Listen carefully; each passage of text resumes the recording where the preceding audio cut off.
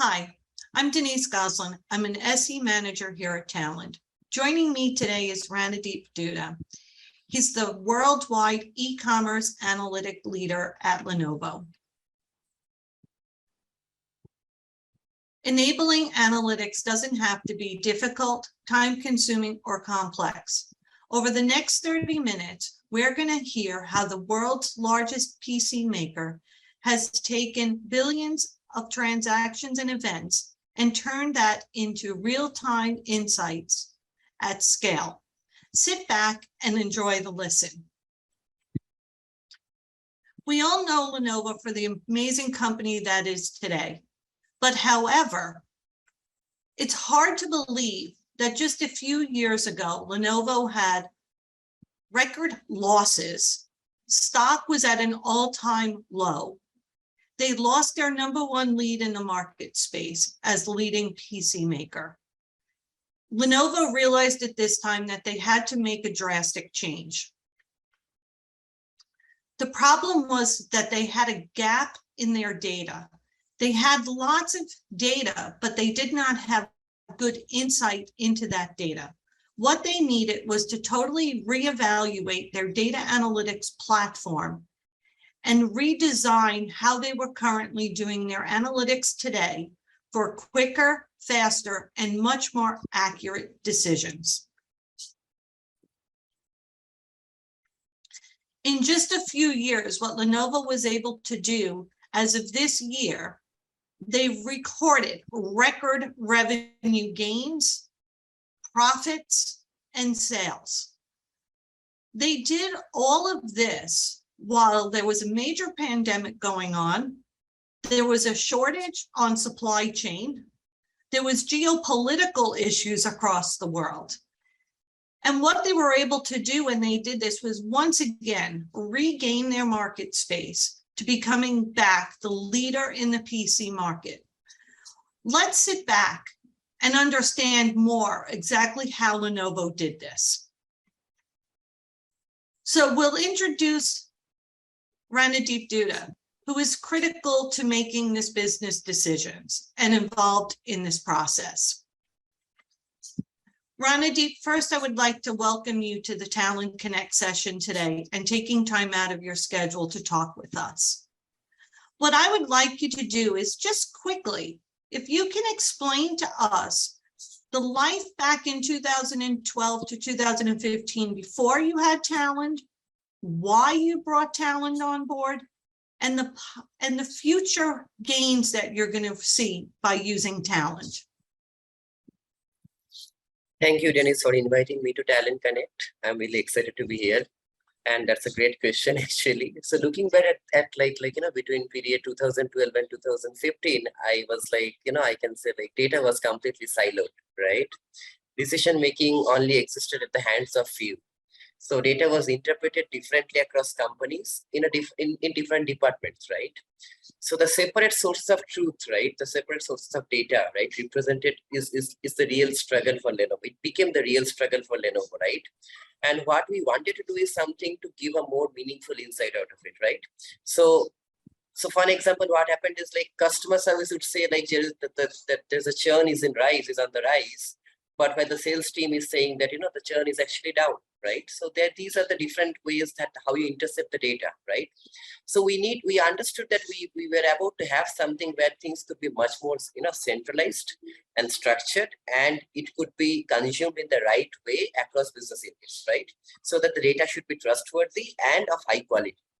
So on that particular point, what happened is we started off our journey with basic normal sales data, and it was only part of it was there only on the spreadsheet, right? Which was consumed by different departments in forms of pivot tables. Now that data, we saw eventually it started growing, and we understood that it would be difficult for us to manage the entire operational in a manual way, right? So we decided to move forward for automation that time. And as part of the automation, we understood that since we are automating, right? We cannot be relying further on the spreadsheet, right? So we thought we'd be moving towards a normal database, and we'd be taking a traditional approach, making some connection, and be working on it, right? Eventually, from between 2012 and 2015, I must say what we did is enabled the reporting capabilities. We brought automation into the picture, and we started intaking new projects on that particular data set. That is what we did. Around 2015-16, we started understanding the ETL layer, where extraction, transformation, and loading became critical. And then we started, onboarding Talend along with AWS, both together. And when we did that, right, we understood that, like a lot of things became simplified, right? The data quality came into picture, the cataloging became much more easier, scheduling became much more easier. And on top of that, the biggest part is that the error handling became much more, like we are completely, like the complete manual process is something we completely skipped, and there is no manual errors anymore, right? So that's one major thing. And when we did that, we realized that, certain things are, we are getting, like, since the data is growing, we understood that it's going to keep on growing on. It is not going to come down, right? So we started giving automation, reporting, multiple projects coming into picture. All these things are good. But what we wanted to give is a reasonable, tangible KPIs and reasonable insights across the particular data. So we started to have, like, proper, like, structured data into data lake, data warehouse, and created small data marts across different sectors of data, like finance data, sales data, demand generation, supply chain, logistics, so on and so forth, right? And when we did that, right, we started bringing analytics into the picture. We started embracing analytics properly. So that is more like, we started with descriptive analytics, where everything was basically text-based analytics. Whatever happened, we are trying to know the insights out of it. From there, we moved to the next phase, where we are talking about, like, predictive, where we started having a forecasting, and followed by prescriptive. And now today, at this stage, we are starting where we started looking forward for cognitive analytics, right? This is where I think we headed towards, right? And the advantage is that from that time till this time, I must say, right, we are now hitting across 187 plus countries. Our decision making is now nearly real time. And with the cognitive analytics in place, this is like too good to be true. And Talend completely helped us in driving that thing positively. A lot of people are new in cognitive. So I just want to talk a little bit on that particular part, like what exactly is cognitive. It is nothing like a rocket science. Cognitive analytics is more like, we apply the human-like intelligence to your system so that it can automatically think. It can leverage the intelligent technologies that are available in the market. It can include all the semantics, artificial intelligence algorithms, deep learning and machine learning clubbed together in a proper amalgamation. And then you give a proper thought to bring out all your KPIs. Does that answer your question? Yeah, that's amazing, Renadeep. Let's drill into the cognitive analytics for a second, because that's something fairly new to a lot of people. And it sounds like you've invested highly. How I think of cognitive type of analytics maybe is I do have a Lenovo laptop, right? So are you trying to gather insights about how I purchase Lenovo products, the issues that I might perceive come up with my laptop? Could you tell us a little bit more of how Lenovo is using some of this insights and driving that cognitive analytics? I mean, like, thank you, Dennis, for actually, having a Lenovo laptop. Definitely appreciate the fact. But yeah, so let's talk about this journey, right? So you have bought a Lenovo laptop today, right?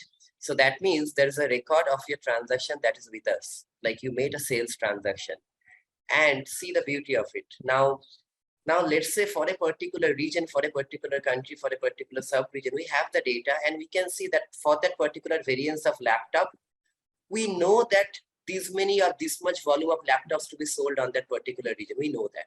Based on that, we're doing the shipments and stuff like that, right? But that is like descriptive analytics. That is where I'm talking. Like, this is descriptive analytics. We had the data. We are already having the data. We're consuming the data. And based on the data, we are trying to bring insights out of the data.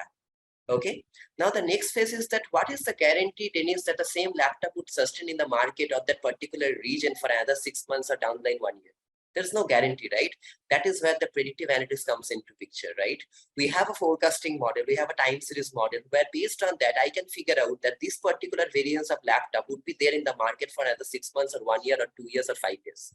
If yes, what are the things that we should be covering, or what are the major touch points that I should be covering on that? For example, this laptop today, whatever you're doing, right, whatever you're having, right? If you notice one thing, Dennis, the moment you made the transaction, sales transaction, the relationship between the customer and the manufacturer, right, it's over. I cannot get back to that, right? But Lenovo doesn't want that. We value our customers, right? What we are trying to do here is not like that. What we are trying to do here is that with the prediction, that we are also telling like, Dennis, tomorrow if you come back and try to purchase the same laptop, or if you try to recommend the same laptop, right, I will give you a better deal. Okay, and these are all coming from the prediction and the customer lifetime value that we have. Based on the features, based on the characteristics that whatever you have chosen over there in the website or in the retail shop, right? Based on all those touch points, right? We have evidence, and we have solid algorithm which can give proper recommendation engine for your particular choice, where you can push for the recommendation. So that's one area. Second thing is like, now I'm talking about prediction where, let's say, the sales, let's talk about one particular domain. Let's talk about only sales. Like for a particular region, for a particular sub-region, we have a solid sales graph. We can see how the things are growing up over there or falling down. Now, let's see if there is a downfall we are seeing, right?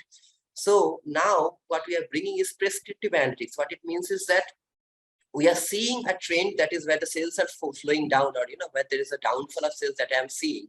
What am I going to do is basically I'm going to prescribe that what are the probable causes for that sales going down apparently, right? There could be battery heat issue, there could be driver fault, there could be shipment delay, there could be anything, right? So now I'm prescribing that what could be the probable cause for that particular sales. Now we are proactively taking care of that action, not acting on it retroactively, right? So that's the biggest advantage of prescriptive analytics. So we are prescribing a solution for a problem which could come in future. That's one major thing. And now if you club these three things together, imagine now a new data set coming into picture where there is a new variance of laptop, let's say, has been manufactured recently. What is again the same question, right? Are you going to again re-engineer the entire thing, that whatever you have developed across one set of data? No. That is where the cognitive analytics comes into picture, right? Cognitive analytics automatically will adapt the model with the new data set that is coming into the picture, and will give you these tangible KPIs which you can map it to your business. Isn't it interesting actually? So that's how we not only value our customers before the sales, after the sales also we know how to retain them, and in between also we know like how to convert a potential lead into a customer. Wow, it's just amazing how much insight you have into your customers and our buying patterns and how we use Lenovo products. But I'm sure too, it looks like you really had to invest in this process, right? So how did you engage, some of the new roles within an organization, like data scientists, the CDOs that weren't there 10 years ago? And how did they get involved and join this journey and really make this change with you? Mm-hmm.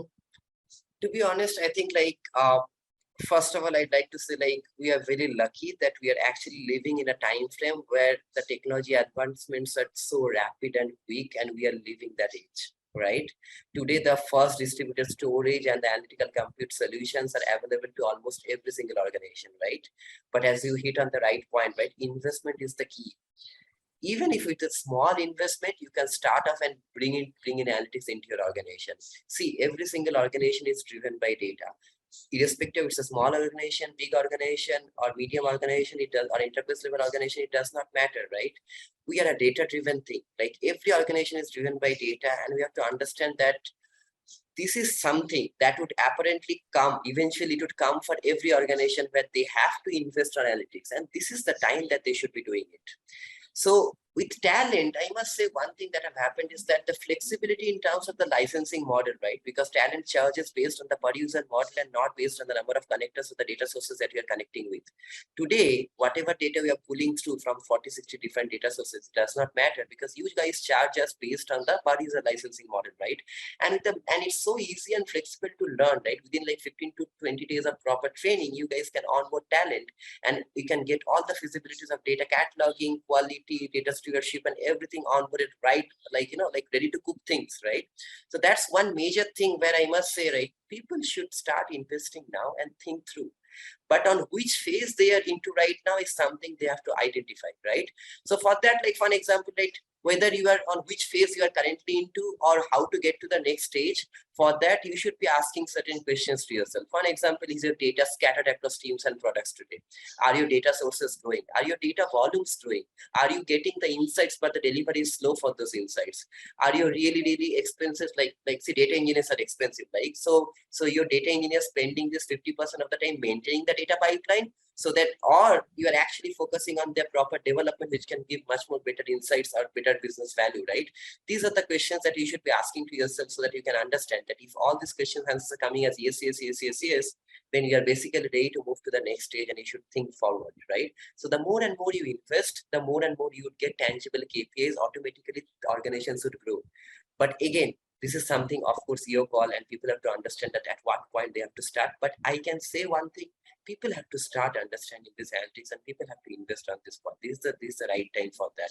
And not only Talend actually helped us in bringing all these things together, but the combination of Talend, cloud, and Amazon, AWS, over there, everything putting together, it would become a big, massive ecosystem, right? It's a very powerful thing. It is scalable, modular, and practically you can do anything on top of it. So Ranadeep, this brings me to your analytics SLAs. We can see in 2016, it was taking 2 weeks to get reports. To today, you're getting and delivering those insights within near real time. Could you explain how Talend played a role in that? Well, since you're talking about the SLAs, I must say one thing, like, see, speed is in high demand today, right? And we have a solid team basically, and our investments on those technologies like Talend, AWS really helped us deliver analytics at high scale, right? So I would like to talk a little bit about the KPIs that we have achieved so that you can understand that what actually helped us. So if you think about the KPI, like right now we started up with like 2 or 3 dashboards, if I could remember properly, right? From there, right now we are standing around like 300 plus production dashboards. And on top of that, these dashboards have the capability to be refreshed in every hour. It has a capability to refresh hourly, everyone. And the data is also near real time. On top of that, we were in a projection where we are about to hit 1 petabytes of data storage, right? And that would cost huge amount of money, right? But we did not let that happen. Like Talend and AWS, they can help us. And we brought the data clean. We did some data cleansing activities, right? And now we are standing around like 260 terabytes of data. And we are improving, right? It can come down to 150, I believe, in next year. And on top of that, we recently moved to Talend Cloud. Not recently, a little bit earlier, like in 2019-20, we moved to Talend Cloud, right? The advantage of that is that we almost reduced 50% of the operation overhead that were around Talend, right? The servers, the patches and upgrades and everything are maintained by Talend, right? Now, if you talk about the overall performance, I must say that we have increased our operation work almost by 8 to 10 times compared to what we were there around 2016-17. And on top of that, the cherry on top of everything is that this fiscal year, with the help of Talend and AWS together, right, we are bringing down the entire cost. We have a potency to save around $180K in this particular fiscal year, right? And that's a lot of things, right? But I must say one thing after drawing all these things into conclusion, that today we are living in an ecosystem where we need to understand that how an organic cloud works. Because moving to cloud or getting into Talend is not a solution. You have to understand what exactly is your requirement. So you have to do it organically, right? Because once you do it properly, right, I can bet on it, like you don't need to reinvent the wheel again and again and again. It can be there and rest as it is. You can ensure that data would be there. Thank you, Ranadeep, for spending time with us. I found your journey and your story amazing. What I'd like to do now is transition to how the Lenovo and Talend partnership will continue to grow. We'll be talking about the different personas. So we'll be discussing Stitch Data Loader, Data Inventory, Data Preparation, and Pipeline Designer, and then how it circles back into all the work that Ranadeep did in the Talend studio. So he mentioned he's doing a lot of work with the marketing team. The marketing team needs to pull in new sets of data as rapidly as possible. They just need to get some key insights from different sets of data into the warehouse extremely rapidly. They can come right into Talend and select which sets of data that they want to be able to go get access to and pull information from. Because this is the marketing team, they have specific sets of data that they want to be able to capture and grab data from. So one of their systems that they want to be able to grab, let's say, is Marketo. They can come right here into Talend, select that application and data, and then they can select which destination they want that information to go to. So within a few clicks, the marketing team can self-service and ingest new sets of data in an extremely rapid way.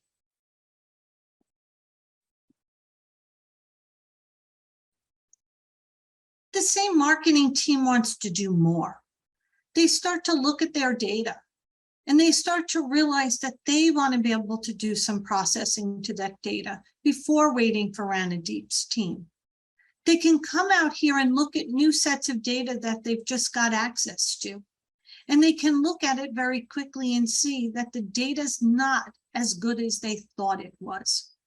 They can start to come in here now and actually start to look and see what the data looks like and what needs to get done to the data. Quickly, I can look at and see that the name fields don't look correct. I'm missing data. It looks like there's some erroneous data as part of the name field. I have job titles missing. I have countries missing. I need to be able to fix this data. And I need to fix it quick, and I want to be able to do it myself. So I can stay right here and start to see where we've started to process and build definitions of how we want this data cleaned. We see a sample again of what that data looks like. We can see some key information about the data. I can start to see the steps that we've already done to make this data more useful and insightful. I was able to go ahead and get rid of all the leading and trailing spaces in the name field. I was also able to perform the steps that if the value was empty, we're just going to say they're unemployed. Again, as me as the marketing team and the owner of this data, I could do and define the rules that I want to be able to perform against this data. I have lots of capabilities of ways to go through and add whatever logic I want to be able to apply to clean and process this data. The best part is I can go through and build all of these steps of how data gets cleansed, and Ranadeep and team can actually reuse and leverage what I'm defining downstream in their already existing ETL jobs. But there's more that sometimes that the marketing team and users want to do. I can come back. I can come back to those two data sets. And I might need to do more processing against both of these data sets. So now I can come in and start to define my own pipelines of how I want data to move, be transformed, and processed before it gets loaded into the warehouse. I actually can see the data right on the screen. So again, I know exactly what I need to do with that data at any time. I'm able to join the marketing information to the email information easily without having to know and write any code. I can create columns. I can concatenate columns. I can build any step that I would like. I might need to aggregate data. I might need to do things where I format phone numbers appropriately. I have all of this capability at my fingertips and not need Ranadeep and his team to help me build these ETL flows or pipelines. It takes a burden off of him, but I, as the business user who knows what I want to do, I can do this before. These pipelines then are built and used. I can execute them now.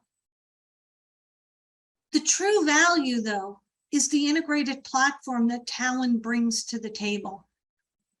Here's just a sample of some of the jobs that Ranadeep and his team have been building, using, and leveraging for the marketing applications. But now, I, as the marketing team, had built those data preparations. I want Renadeep to use that every time data gets moved within the organization. Renadeep's team, all they have to do is come out here and define that I want to call a data prep. As soon as I read that data, I'm going ahead and apply those quality cleansing steps to the data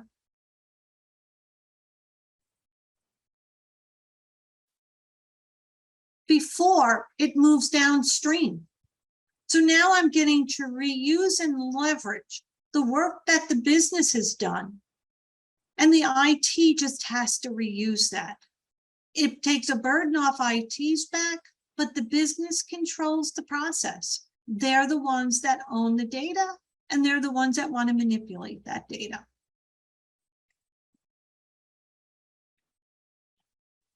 So if we just come back and take a look at Talend, we're your end-to-end analytic partner, right? As we've heard from Renadeep, and you start to see that it's more than just ETL today. Data's coming in many different formats. The volumes and the velocity of that data is constantly changing.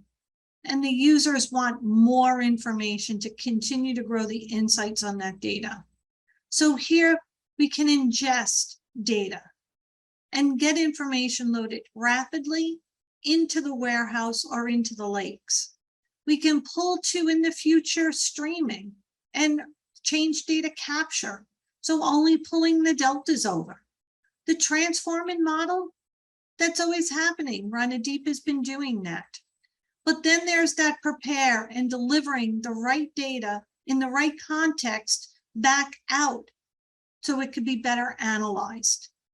At the entire time, we want to be able to measure quality of the data, define how that data gets cleansed, being able to constantly orchestrate and monitor this information. This gives you much more power, confidence in the data that you're looking at, the reports that you're looking at, is the properly formatted data so that you get the best insights out of your warehouse. I'd like to thank you for your time today.